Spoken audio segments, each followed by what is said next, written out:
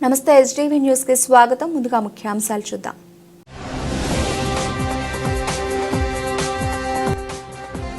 ఏలూరు ప్రభుత్వ ఆసుపత్రిలో రాష్ట్ర మంత్రి నాదెండ్ల మనోహర్ ఆకస్మిక తనిఖీలు. ఆసుపత్రిని అణువణువునా పరిశీలించిన మంత్రి నాదెండ్ల మనోహర్.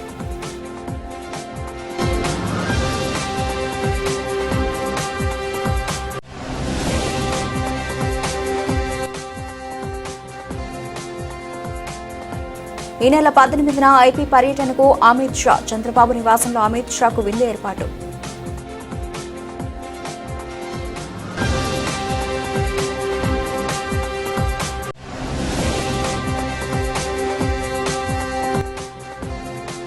నగరంలో జబర్దస్త్ శ్రీముఖి ముక్కు అవినాష్ టీం సందడి. శ్రీ కనకదుర్గ అమ్మవారిని దర్శించుకున్న నటులు.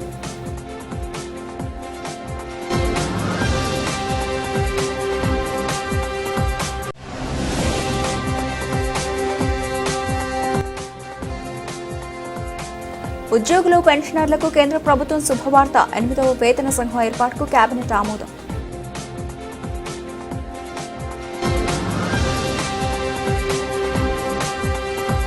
సంక్రాంతి పండుగ సందర్భంగా తిరుగు ప్రయాణికుల రద్దీతో విజయవాడ రైల్వే స్టేషన్ కిటకిటలాడుతోంది. విజయవాడ నుంచి వివిధ ప్రాంతాలకు వెళ్లేవారు బంధువుల ఇళ్ల నుంచి నగరానికి తిరిగి వచ్చేవారితో సందడి సందడిగా మారింది. ప్రయాణికుల రద్దీ దృష్ట్యా రైల్వే అధికారులు ప్రత్యేక ఏర్పాట్లు చేస్తున్నారు. విజయవాడ రైల్వే స్టేషన్ కు సంక్రాంతి తాకిడి తగిలింది. పండుగకు ఇక్కడ నుండి వివిధ రాష్ట్రాలు ప్రాంతాలకు తరలి వెళ్లే ప్రయాణికులు కొందరైతే ఎక్కడెక్కడి నుండో వచ్చేవారు మరికొందరు. ప్రయాణికుల రాకపోకలతో విజయవాడ రైల్వే స్టేషన్ రద్దీగా మారింది. సంక్రాంతి పండుగ ముగియడంతో నివాస ప్రాంతాలకు ప్రజలు తరలి వెళుతున్నారు. పండుగకు స్వస్థలాలకు మరియు బంధువుల ఇళ్లకు వెళ్లిన వారు తిరుగు పయనమయ్యారు. ఈ నేపథ్యంలో విజయవాడ రైల్వే స్టేషన్ ప్రాంగణమంతా ప్రయాణికులతో సందడి సందడిగా మారింది. కొంతమంది ముందుగానే రిజర్వేషన్లు చేయించుకోగా మరికొంతమంది సమయం లేక సాధారణ ప్రయాణాన్ని ఎంచుకుంటున్నారు. అయితే సుదూర ప్రాంతాలకు వెళ్లేవారు సీట్లు దొరక కొంచెం ఇబ్బందులు పడాల్సి వస్తోంది.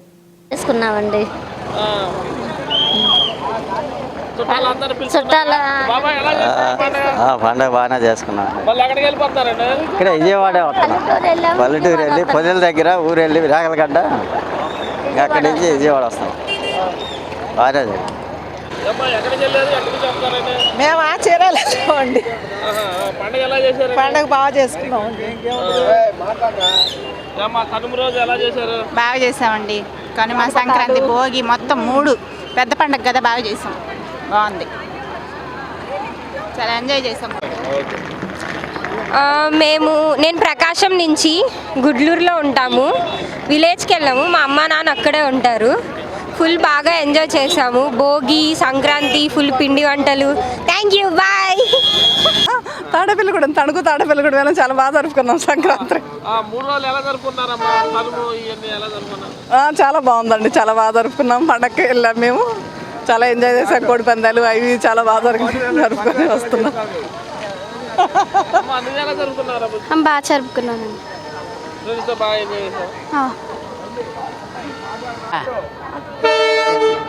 పండగ మా అబ్బాయి వాళ్ళ దగ్గరికి వెళ్ళి పండగ చేసాం. కనుము, భోగి పెద్ద పండగ, కనుము. ఏం జరుపుకోలేదండి, పూరి వెళ్ళి వచ్చాను ఇప్పుడే. పూరి అండి, పూరి దర్శనం. పూరి జగన్నాథ్ బ్రహ్మాండంగా దర్శనం చేసుకుని ఇక్కడ నుంచి అన్నవరం వెళ్దాం. బాగా జరుపుకున్నాం. బాగా జరుపుకున్నాం బాబు. విజయవాడ దర్శనం చేసుకుని ఇప్పుడు అన్నవరం వెళ్తున్నాం. అంతే, బాగా. ఏలూరు ప్రభుత్వ ఆసుపత్రిని ఆకస్మికంగా తనిఖీ చేశారు మంత్రి నాదెండ్ల మనోహర్. ఆసుపత్రిలో ఎక్కడా వైద్య సిబ్బంది నిర్లక్ష్యం కనపడకూడదని స్పష్టం చేశారు. ఓపీ సేవలు సరిగా అందకపోవడంపై ఆసుపత్రి వర్గాలపై అసహనం వ్యక్తం చేశారు. నడవలేని స్థితిలో ఉన్న రోగులకు వీల్ చైర్లు ఏర్పాటు చేయకపోవడంపై సిబ్బందిపై ఆగ్రహం వ్యక్తం చేస్తూ భవిష్యత్తులో ఇటువంటివి పునరావృతం కాకూడదన్నారు. వైద్య సేవలో అందుతున్న తీరుపై రోగులను అడిగి వివరాలు తెలుసుకున్నారు. ఇక మగవారికి మహిళలకు విడివిడిగా ఓపీ సేవలు సమర్థంగా అందేలా చూడాలని సూచించారు. ఏలూరు ప్రభుత్వ ఆసుపత్రిలో టాయిలెట్స్, డ్రైనేజీ వ్యవస్థ సరిగా లేకపోవడంపై అధికారులను నిలదీశారు. నెల రోజుల్లో ఆసుపత్రిని పరిసరాలను పరిశుభ్రంగా ఉంచే పనులు పూర్తి చేయాలని ఆదేశించారు. తన ఆకస్మిక పర్యటనలో ఆసుపత్రిలో వివిధ విభాగాలను పరిశీలించిన మంత్రి నాదెళ్ల మనోహర్ అధికారులు, వైద్య సిబ్బందిపై ఆగ్రహం వ్యక్తం చేస్తూ మార్పులకు కీలక సూచనలు చేశారు.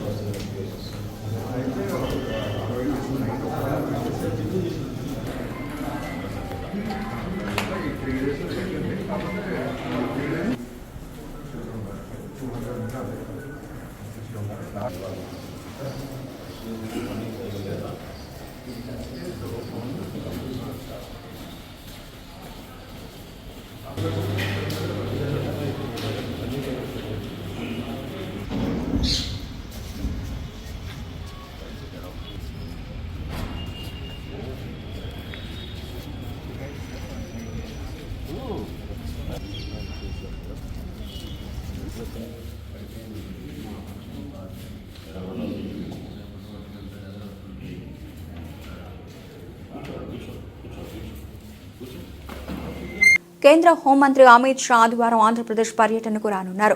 కృష్ణా జిల్లా గన్నవరం సమీపంలో నిర్మించిన ఎన్డీఆర్ఎఫ్ ఎన్ఐడిఎం ప్రాంగణాలను కేంద్ర హోంమంత్రి ప్రారంభించనున్నారు. శనివారం రాత్రి ఢిల్లీ నుంచి గన్నవరానికి వస్తారు. ఈ రోజు రాత్రి ఉండవల్లిలోని సీఎం చంద్రబాబు నివాసంలో అమిత్ షాకు విందు ఏర్పాటు చేశారు.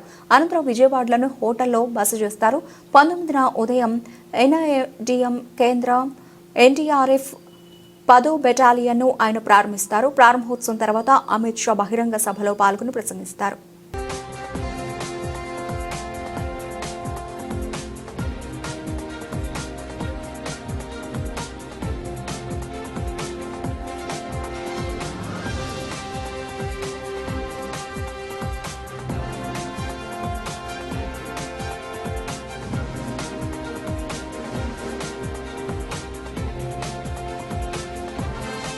ఈ నెల 17న జరుగుతున్న రాష్ట్ర కేబినెట్ సమావేశంలో సీఎం చంద్రబాబు వాలంటీర్లకు ఎన్నికల్లో ఇచ్చినటువంటి హామీలు నిలబెట్టుకుంటూ నెలకు 10,000 రూపాయల గౌరవ వేతనంతో వాలంటీర్ల ఉద్యోగాలు కొనసాగిస్తూ జీవో విడుదల చేయాలని ఆంధ్రప్రదేశ్ స్టేట్ వాలంటీర్ అసోసియేషన్ గౌరవ అధ్యక్షులు గుజ్జుల ఈశ్వరయ్య డిమాండ్ చేశారు. 17 కేబినెట్లో వాలంటీర్లకు న్యాయం చేస్తూ నిర్ణయం రాకుంటే రాష్ట్ర వ్యాప్తంగా వీధి పోరాటాలు నిర్వహించడంతో పాటుగా ఎమ్మెల్యేలు, మంత్రులను గెరావ్ చేస్తామని హెచ్చరించారు. ప్రభుత్వం 20 లక్షల ఉద్యోగాల కల్పనే తమ ప్రభుత్వం చేయమని చెప్పడం సిగ్గుచేటని 5,000, 10,000కు పనిచేసే వాలంటీర్లకే న్యాయం చేయలేని వారు రేపు లక్షలాది మందికి ఉన్నత స్థాయిలో ఉద్యోగాలు ఏ విధంగా కల్పిస్తారో చెప్పే దమ్ము ధైర్యం ప్రభుత్వ పెద్దలకు ఉందా అని ప్రశ్నించారు. ఈరోజు గ్రామవార్డు సచివాలయాలు ఎస్టాబ్లిష్ అయ్యి 5.5 years అవుతుంది. అయినప్పటికీ మొదటి నుంచి మేము స్టార్టింగ్ నుండి సర్వీస్ చేసినప్పుడు ఇప్పటి వరకు కూడా సర్వీస్ రూల్స్ లేకుండానే మేము సర్వీస్ చేసాము. తర్వాత సర్వీస్ రూల్స్ ఫ్రేమ్ చేయమన్నప్పుడు కూడా మాకు ఫ్రేమ్ చేయలేదు. ఇప్పటివరకు జాబ్ చార్ట్ కూడా మాకు ఇంప్లిమెంటేషన్ అనేది క్లియర్గా లేదు. జాబ్ చార్ట్ కోసం కూడా అనేక సార్లు అడిగాము. ఫైనాన్షియల్ ఇంప్లికేషన్స్ అని చెప్పి అన్నారు. ఇప్పుడైతే మేము స్పష్టంగా మా డిమాండ్స్ అడుగుతున్నాము. జాబ్ చార్ట్ ఇంప్లిమెంటేషన్ అనేది ఉండాలి అనేది ఏ ఉద్యోగానికి అయితే మమ్మల్ని తీసుకున్నారో ఆ ఉద్యోగానికి మమ్మల్ని పరిమితం చేసి ప్రమోషన్ ఛానల్ అనేది కల్పించాలనేది మేము డిమాండ్ చేస్తున్నాము. అలాగే ఉద్యోగానికి స్పష్టమైన జాబ్ చార్టు అంటే రకరకాల డిపార్ట్మెంట్లు 19 డిపార్ట్మెంట్ల వాళ్ళు మా చేత మా సర్వీసులు చేయించుకుంటున్నారు. డిపార్ట్మెంట్ అనేది లేదు. మదర్ డిపార్ట్మెంట్ అనేది క్లియర్గా మెన్షన్ చేయాలి. తర్వాత ప్రమోషన్ ఏ శాఖలో కల్పిస్తారో అనేది కూడా మాకు మెన్షన్ చేయవలసి ఉంది. కాబట్టి గత ప్రభుత్వం మమ్మల్ని సేవల్ని అనేక రకాలుగా వినియోగించుకుంది. పోలింగ్ ఆఫీసర్లుగా, అసిస్టెంట్ పోలింగ్ ఆఫీసర్లుగా, సబ్ రిజిస్టర్లుగా, తర్వాత జేఈలుగా అనేక రకాలుగా మమ్మల్ని సర్వీసుని ప్రజలకు వినియోగించారు. అయితే మేము అడుగుతుంది ఏంటంటే ప్రజలకు సర్వీసులు వినియోగించుకోవడానికి ఉన్న అర్హతలు మా దగ్గర ఉన్నప్పుడు అదేవిధంగా జీతం తీసుకోవడానికి కూడా మాకు అదే అర్హత ఉంది కదా అని మేము అడుగుతున్నాం. కాబట్టి అందరికీ నా పేరు బాజీ పఠాన్, నేను ఐక్యవేదిక జేఏసీ సెక్రటరీ జనరల్గా ఉన్నాను. ఈరోజు రాష్ట్రంలో ఉన్నటువంటి ఉద్యోగ ఉపాధ్యాయ వర్గాల్లో అత్యంత ఎక్కువ స్ట్రెంత్ కలిగినటువంటి ఒక ప్రభుత్వ విభాగము గ్రామ వార్డు సచివాలయాలు. ఈ గ్రామ వార్డు సచివాలయాల సిబ్బందిని గత ప్రభుత్వం సృష్టించారు. వాటిని తమకు అనుకూలంగా ఉపయోగించుకున్నారు. కానీ వాళ్ళకి కావాల్సినటువంటి సౌకర్యాలు ఏవైతే ఉన్నాయో, వాళ్ళ జాబ్ చార్ట్ ఏంటో దాన్ని తయారు చేయడం అనేది మర్చిపోవడం వలన కని బిడ్డని గాలి కుదిలేసినటువంటి చందంగా ఈరోజు గ్రామ వార్డు సచివాలయాల సిబ్బంది పరిస్థితి మారిపోయింది. మరి కూటమి ప్రభుత్వం ఏర్పడిన తర్వాత గౌరవనీయులు మన ముఖ్యమంత్రి గారు ఆయన ఇక్కడ జరుగుతున్నటువంటి అసంబద్ధమైనటువంటి జాబ్ చార్ట్ అలాగే వర్క్ నేచర్ని అధ్యయనం చేసి దీన్ని రేషనలైజేషన్ చేస్తామని చెప్పేసి ఒక ప్రకటన ఇచ్చున్నారు. దాన్ని గ్రామ వార్డు సచివాలయాల సిబ్బంది అందరూ కూడా ఆహ్వానిస్తూ ఉన్నారు. రేషనలైజేషన్ సరైనటువంటి నిర్ణయం. ఆ సందర్భంగా ముఖ్యమంత్రి గారిని మేము ధన్యవాదాలు తెలియజేస్తూ, అదే సందర్భంలో 2 సంవత్సరాలు అప్రెంటిస్ చేసినటువంటి ఏ ప్రభుత్వ శాఖల ఉద్యోగికైనా సరే నోషనల్ ఇంక్రిమెంట్ ఇవ్వడం అనేటటువంటి ఆనవాయితీ.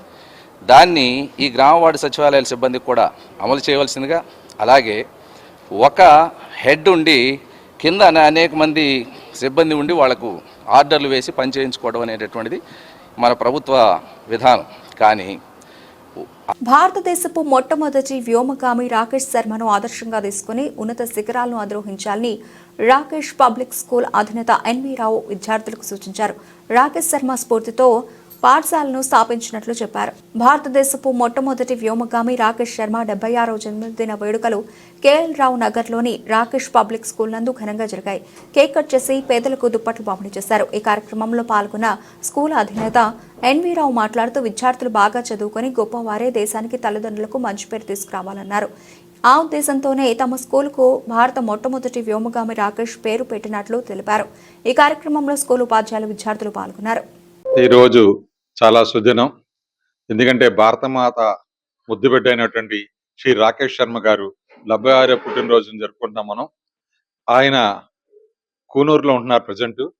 వారు 1984లోని అంతరిక్షంలోకి వెళ్ళి భారతదేశం తరపున మొట్టమొదటి వ్యోమగామి శ్రీ రాకేష్ శర్మ గారు వెళ్ళి ఆ రోజు ఆనాటి ప్రధానమంత్రి ఇందిరాగాంధీ గారు భారతదేశం ఎలా ఉంది అని చెప్పేసి హమారా భారత్ కైసా హై అంటే సారే జహాసే అచ్చా అని చెప్పేసి వారు చెప్పడం జరిగింది.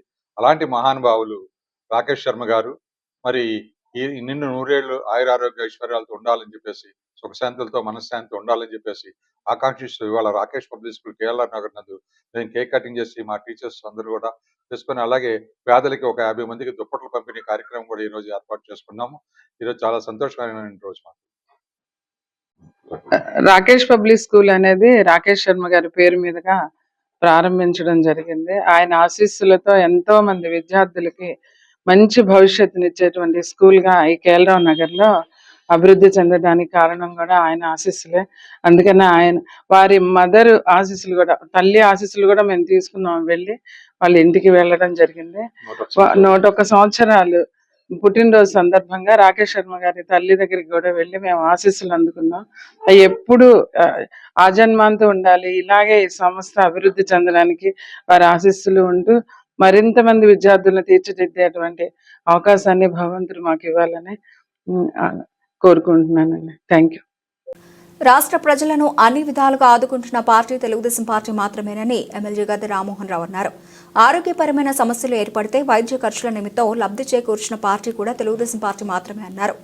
తూర్పు నియోజకవర్గం గద్దె రామ్మోహన్ కార్యాలయంలో లబ్ధిదారులకు చెక్కులు పంపిణీ కార్యక్రమం జరిగింది. ఈ సందర్భంగా ఆయన మాట్లాడుతూ ఆరోగ్య సమస్యలు ఏర్పడితే వైద్య ఖర్చు నిమిత్తం రాష్ట్ర ముఖ్యమంత్రి నిధి నుండి నిధులు విడుదల చేసిన పార్టీ తెలుగుదేశం పార్టీ మాత్రమేనని తూర్పు నియోజకవర్గ ఎమ్మెల్యే గద్దె రామ్మోహన్ రావు అన్నారు. భారతదేశంలో ఇంతవరకు ఏ ముఖ్యమంత్రి ఈ తరహాలో ప్రజలకు నిధులు విడుదల చేయలేదన్నారు. గత 5 సంవత్సరాలు రాష్ట్ర ప్రజలు వైద్య ఖర్చుల నిమిత్తం నిధులు విడుదల కాకపోతే అవస్థలు పడ్డారన్నారు. ప్రజాప్రభుత్వం అధికారంలోకి వచ్చిందని భవిష్యత్తులో రాష్ట్ర ప్రజలకు ఎలాంటి ఇబ్బందులు ఉండవన్నారు. ఈ సందర్భంగా లబ్ధిదారులకు ఎమ్మెల్యే చెక్కులు అందజేశారు. లబ్ధిదారులు ఎమ్మెల్యేకు సందర్భంగా ప్రత్యేక కృతజ్ఞతలు తెలిపారు. క్యాడర్ బేస్డ్ పార్టీ భారతదేశంలో ఏ రాజకీయ పార్టీకి లేని విధంగా క్షేత్రస్థాయిలో నాయకులు లేని పార్టీ తెలుగుదేశం పార్టీ.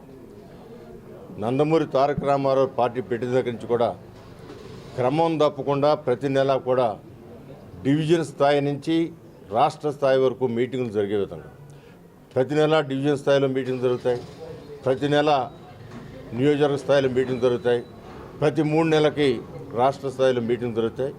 ఈ మీటింగులన్నింటిలో కూడా ప్రజల యొక్క సంక్షేమం కోసం, ప్రజల ప్రాంతాల యొక్క అభివృద్ధి కోసం నిరంతరం ఆలోచన చేసే విధంగా ఈ మీటింగ్లు ఉంటాయి. ఇవాళ తూర్పు నియోజకవర్గంలో డివిజన్ స్థాయిలో మీటింగ్లు పెడతారు. వాళ్ళ నియోజకవర్గంలో ప్రజలకు కావాల్సిన సదుపాయాల కోసం తీర్మానాలు పంపిస్తారు. ఆ తీర్మానాలు నియోజకవర్గ మీటింగ్లో చర్చించి దాంట్లో అవసరమైన తీర్మానాలని రాష్ట్ర ప్రభుత్వానికి పంపించడం జరుగుతుంది. రాష్ట్ర పార్టీ ద్వారా ప్రభుత్వానికి. ఇదంతా కూడా ఈ యొక్క ప్రాంతాలను అభివృద్ధి పరుచుకునే దానిలో భాగంగా ఈ కార్యక్రమాలు జరుగుతాయి. ఆ విధానంలో ఈరోజు సమన్వయ కమిటీ మీటింగ్ ఏర్పాటు చేసుకున్నాం. ఆ సమన్వయ కమిటీలో సంపూర్ణంగా చర్చించుకోవడం, మెంబర్షిప్ ఏ విధంగా అయింది, మెంబర్షిప్ ద్వారా డివిజన్ కమిటీలు ఏ విధంగా ఏర్పాటు చేసుకోవాలా, తర్వాత క్లస్టర్స్ ఏర్పాటు చేసుకోవాలా, అదే యూనిట్ ఇన్ఛార్జీలు ఏర్పాటు చేసుకోవాలా, వీటన్నింటినీ సంస్థాగత విధంగా చర్చించుకోవటం. అదేవిధంగా రేపు నందమూరి తారక రామారావు వర్ధంతి సందర్భంగా చేపట్టే కార్యక్రమాల గురించి కూడా మేము మాట్లాడుకోవడం జరిగింది. రానున్న రోజుల్లో అభివృద్ధి కార్యక్రమాల్లో డివిజన్ స్థాయిలో మీటింగులు పెట్టి, అదేవిధంగా అలయన్స్ పార్టీ, జనసేన పార్టీ కానీ బీజేపీ పార్టీ డివిజన్ స్థాయి నుంచి నియోజకవర్గ స్థాయి వరకు ఆ 3 పార్టీలు కలిపి ఒక మీటింగులు పెట్టుకోవటం.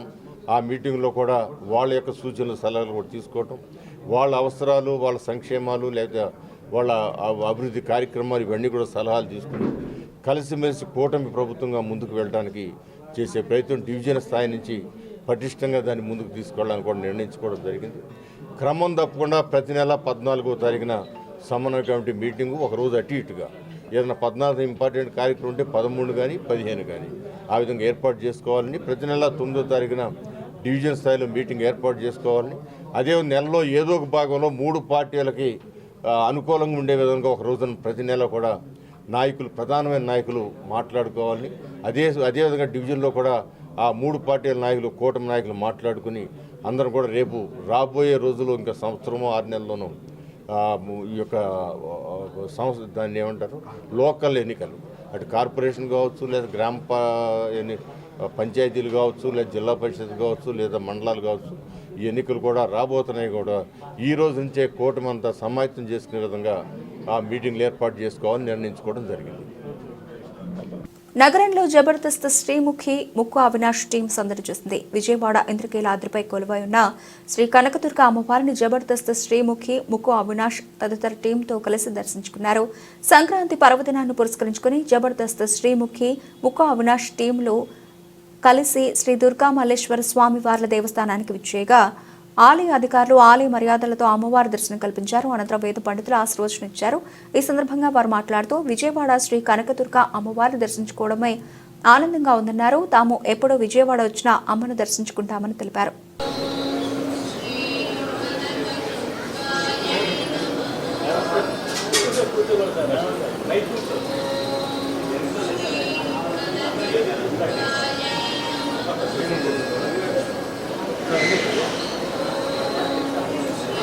రెడీయా? Okay madam. అందరికీ నమస్కారం. సో సంక్రాంతి పండుగ సందర్భంగా విజయవాడకి రావడం జరిగింది. అండ్ విజయవాడకి వచ్చిన తర్వాత అమ్మవారిని దర్శించుకోకపోతే ఎలా చెప్పండి. సో వచ్చాను, అమ్మవారి దర్శనం నేను నా ఫ్రెండ్స్ అందరితో పాటు అద్భుతంగా జరిగింది. సో ఈ సంక్రాంతి పండుగ మీ అందరికీ చాలా బాగుండాలని మనస్ఫూర్తిగా కోరుకుంటూ అమ్మవారి ఆశీస్సులు అందరికీ ఉండాలని కోరుకుంటున్నాను. Thank you. అందరికీ సంక్రాంతి పండుగ శుభాకాంక్షలు. చాలా సంవత్సరాల తర్వాత నేను విజయవాడ రావడం జరిగింది. ఇక్కడ అమ్మవారి దర్శించుకున్నాము. చాలా చాలా హ్యాపీగా ఉంది. అంటే పండుగ రోజు దర్శనం జరగడం అనేది చాలా అదృష్టం. అండ్ మాతో పాటు చాలామంది వచ్చారు. అందరికీ భగవంతుని ఆశీస్సులు ఉండాలి, అమ్మవారి ఆశీస్సులు ఉండాలి మనస్ఫూర్తిగా కోరుకుంటున్నాము. Thank you so much. Thanks a lot అందరికీ. అందరికీ నమస్తే, నేను ఆర్జే చైతు. ముందుగా అందరికీ సంక్రాంతి శుభాకాంక్షలు. సో సంక్రాంతి పండుగ సెలబ్రేషన్స్ కోసం విజయవాడ రావడం జరిగింది. అండ్ విజయవాడ వచ్చామంటే అమ్మవారిని దర్శించుకోవాల్సిందే. పుట్టి పెరిగిన ఊరు, మా ఊరు వచ్చి మా అమ్మవారిని మళ్ళీ ఒకసారి దర్శించుకోవడం చాలా ఆనందంగా ఉంది. సో అమ్మవారి బ్లెస్సింగ్స్ అందరికీ ఉండాలని మనస్ఫూర్తిగా కోరుకుంటూ వన్స్ అగైన్ అందరికీ కూడా హ్యాపీ సంక్రాంతి. Thank you. కమిటీలో భారీ మార్పులు చోటు చేసుకోబోతున్నాయా అని అంటే అవుననే సమాధానం పార్టీ ముఖ్య నేతల నుంచి వినిపిస్తోంది. బీజేపీ సంస్థాగత ఎన్నికల్లో భాగంగా రాష్ట్ర పార్టీ అధ్యక్షుని మార్పు చేసి కొత్త వారికి అధ్యక్ష పగ్గాలు అప్పగించే యోచనలో జాతీయ పార్టీ ఉన్నట్లు పార్టీ వర్గాలు చెబుతున్నాయి. అందులో భాగంగానే పార్టీ అధ్యక్షురాలు దగ్గుబాటి పురంధేశ్వరికి జాతీయ స్థాయిలో కీలకమైన పదవి ఇచ్చి పదోన్నతి కల్పించే ఆలోచనలో కూడా పార్టీ ఉన్నట్లు రాష్ట్ర నాయకులు చెబుతున్నారు. రాష్ట్రంలో బీజేపీ అధ్యక్షుడుగా కొత్త వ్యక్తులను రంగంలోకి తీసుకొచ్చేందుకు జోరుగా మంత్రాంగాలు జరుగుతున్నాయి. ఈ నేపథ్యంలో రానున్న 10 రోజుల్లో అధ్యక్షుని మార్పులు ఉండే అవకాశాలు ఉన్నాయని సీనియర్ నేతల చర్చ కూడా జరుగుతోంది. ముఖ్యంగా ఈ నెల 7వ తేదీ విశాఖపట్నంలో నిర్వహించిన కీలకమైన సమావేశానికి పార్టీ జాతీయ సహాయ సంఘటన కార్యదర్శి శివప్రకాష్ హాజరయ్యారు. ఈ సందర్భంగా ఆయన కమిటీ నేతలతో భేటీ అయ్యారు. ఆ సమయంలోనే రాష్ట్ర అధ్యక్ష పదవి ఆశిస్తూ సుమారు 10 మంది సీనియర్ నాయకులు ఆయనకు దరఖాస్తు కూడా చేసుకున్నారు. దీన్ని బట్టి చూస్తూ ఉంటే రానున్న 2 వారాల్లో బీజేపీ రాష్ట్ర పార్టీలో భారీ మార్పులు చోటు చేసుకోవడంతో పాటు నూతన అధ్యక్షుని నియామకం కూడా జరిగే అవకాశాలు కనిపిస్తున్నాయి. అయితే రాష్ట్ర వ్యాప్తంగా ఆయా ప్రాంతాల నుంచి అధ్యక్ష పదవి ఆశిస్తున్న వారి సంఖ్య భారీగా కనిపిస్తోంది. ప్రధానంగా ఉత్తరాంధ్ర నుంచి సీనియర్ నేతలు ఈసారి తమకు అవకాశం కల్పించాలని కోరుతున్నారు.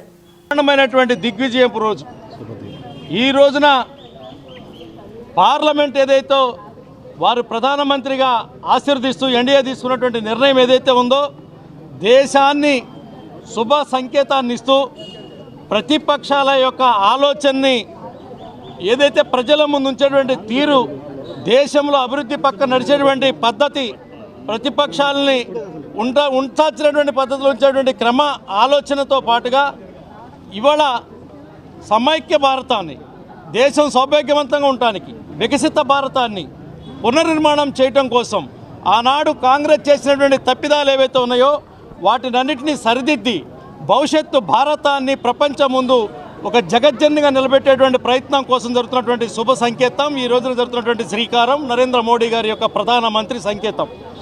దేశంలో అన్ని రాష్ట్రాల్లో ఏదైతే భారతీయ జనతా పార్టీ యొక్క విజయదుందుబి మోగించిందో అదేవిధంగా ప్రజలు ఏ విధంగా ఆదరించారో ఆంధ్రప్రదేశ్ రాష్ట్రంలో ఎన్డీఏ కూటమైనటువంటి తెలుగుదేశం పార్టీ, జనసేన పార్టీ, అదేవిధంగా భారతీయ జనతా పార్టీ కలిపి ఏర్పరుస్తున్నటువంటి ప్రభుత్వం ఈ రాష్ట్రంలో ఉన్నటువంటి వ్యవస్థలను నిర్వీర్యం చేసినటువంటి గత ప్రభుత్వ తాలూకా శిథిలాన్ని ఏర్చి కోటగా నిర్మించేటువంటి కార్యక్రమాన్ని ఈరోజు ఎన్డీఏ తీసుకుంటుంది.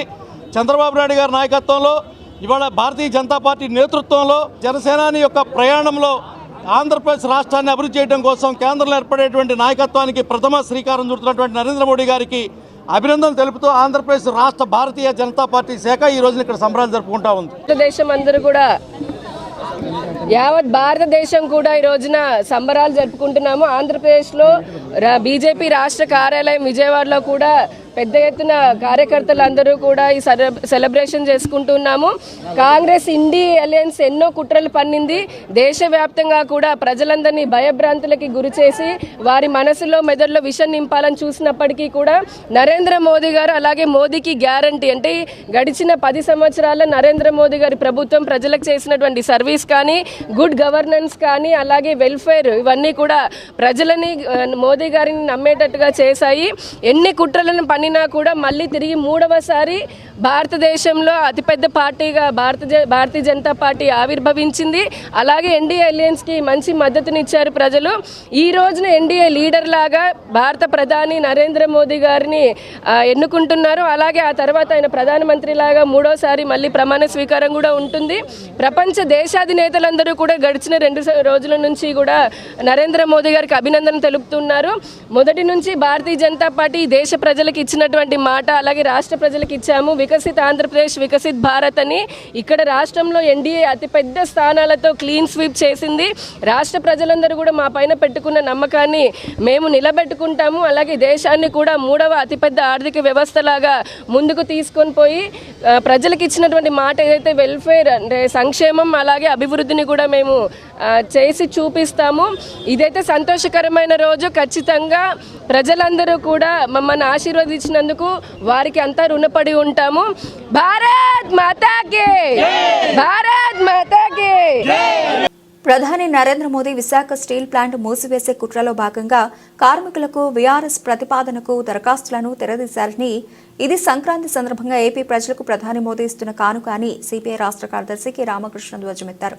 విశాఖ స్టీల్ ప్లాంట్ మూసివేతలో భాగంగా ఈ నెల 15వ తేదీ నుంచి 31వ తేదీ వరకు ఆన్లైన్లో ఉద్యోగులు కార్మికులు వీఆర్ఎస్ తీసుకునేందుకు దరఖాస్తుల స్వీకరణకు వెల్లడించడాన్ని ఆయన తప్పుపట్టారు. రాష్ట్రంలోని వివిధ సంస్థలకు సిపిఐ రాష్ట్ర కార్యదర్శి రామకృష్ణ ఒక ప్రకటన విడుదల చేస్తూ గత 4 నెలలుగా విశాఖ స్టీల్ ప్లాంట్ ఉద్యోగులకు వేతనాలు ఇవ్వడం లేదని, ఆమెరా వారికి 250 కోట్ల ఉద్యోగులకు బకాయిలు నిలిచిపోయాయని గుర్తు చేశారు. మరోవైపు ఉద్దేశపూర్వకంగా ఫ్యాక్టరీల ఉత్పత్తి తగ్గిస్తున్నారని, గనుల కేటాయించాలని కోరితే దాన్ని పక్కన పెట్టి అనకాపల్లిలో నెలకొల్పే మిత్తల్ స్టీల్ ప్లాంట్కు గనులు కేటాయించాలని మండిపడ్డారు. ఎందరో త్యాగదనుల ఫలితంగా నిర్మించిన విశాఖ స్టీల్ ప్లాంట్ మూసివేత ఆలోచనతోనే ప్రధాని మోదీ ఈ తరహా చర్యలకు పాల్పడుతున్నారని దుయ్యబట్టారు. ముఖ్యమంత్రి చంద్రబాబు, ఉప ముఖ్యమంత్రి పవన్ కళ్యాణ్ అధికారం లేనప్పుడు చాలా గట్టిగా మాట్లాడారన్నారు. నాడు ప్రతిపక్ష నేతగా చంద్రబాబు ఉన్నప్పుడు విశాఖ ఉక్కు ప్రైవేటీకరణను ఆపాల్సిన బాధ్యత అప్పుడు ముఖ్యమంత్రి వైఎస్ జగన్దేనని స్పష్టంగా చెప్పారని, అవసరమైతే ఈ సమస్యపై టీడీపీ ప్రజాప్రతినిధులంతా రాజీనామాలు చేస్తారని ప్రకటించారని రామకృష్ణ గుర్తు చేశారు. విశాఖ స్టీల్ ప్లాంట్ను మూసివేసి మిత్తల్ ప్రైవేట్ స్టీల్ ప్లాంట్ను స్థాపించేందుకు పూనుకుంటే చరిత్రలో కూటమి ప్రభుత్వ నేతలు అనామకులుగా మిగిలిపోతారని హెచ్చరించారు. తెలుగు ప్రజలందరూ కూడా సంక్రాంతి జరుపుకుంటున్న సందర్భంలో ఎంతో సంతోషంగా ఉన్న వేళలో రాష్ట్ర ప్రజల ఆశలపైన ప్రధాని నరేంద్ర మోడీ గారు నీళ్లు జరుపుతూ ఉన్నారు.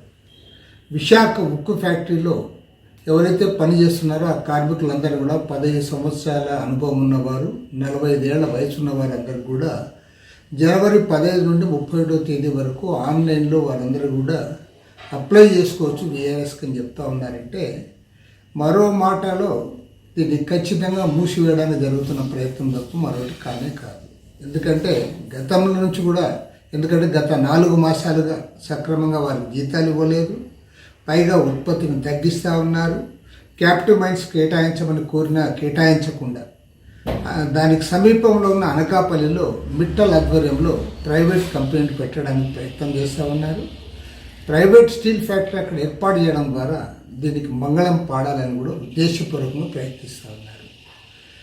ప్రతిపక్షంలో ఉన్నప్పుడు పదే మాట్లాడిన చంద్రబాబు నాయుడు గారు, పవన్ కళ్యాణ్ గారు ఇవాళ అధికారానికి వచ్చి ముఖ్యమంత్రిగా, ఉప ముఖ్యమంత్రిగా ఉంటూ మొన్న మోడీ సభలో కనీసం దాని గురించి ప్రస్తావించలేకపోయారు, మోడీకి విజ్ఞప్తి చేయలేకపోయారు.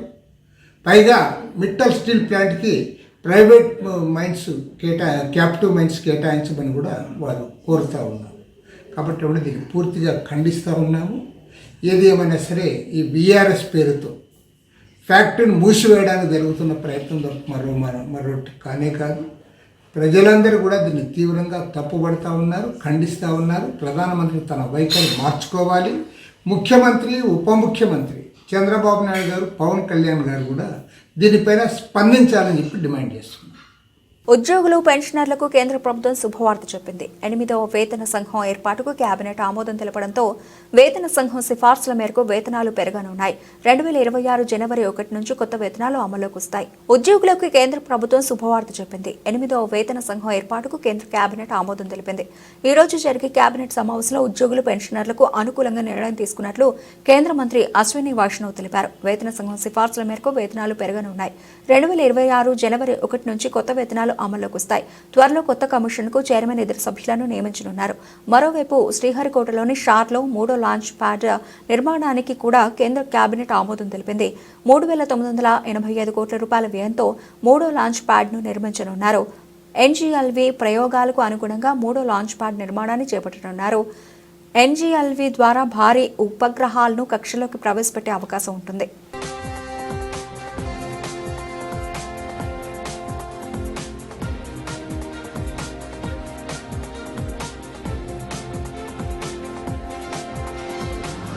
బులెటిన్ ముగించే ముందు హెడ్లైన్స్ మరోసారి.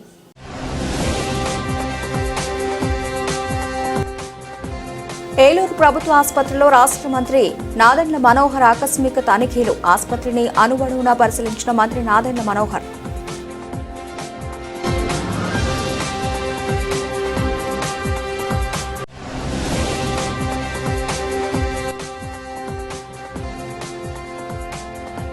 ఈ నెల 18న ఐపీ పర్యటనకు అమిత్ షా. చంద్రబాబు నివాసంలో అమిత్ షాకు విందు ఏర్పాటు.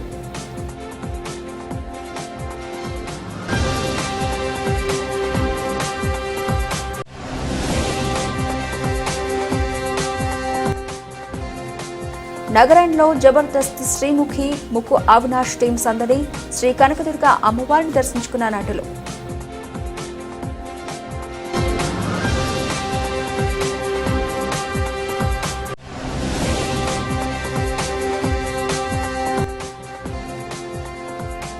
ఉద్యోగులు పెన్షనర్లకు కేంద్ర ప్రభుత్వం శుభవార్త. 8వ వేతన సంఘం ఏర్పాటుకు కేబినెట్ ఆమోదం.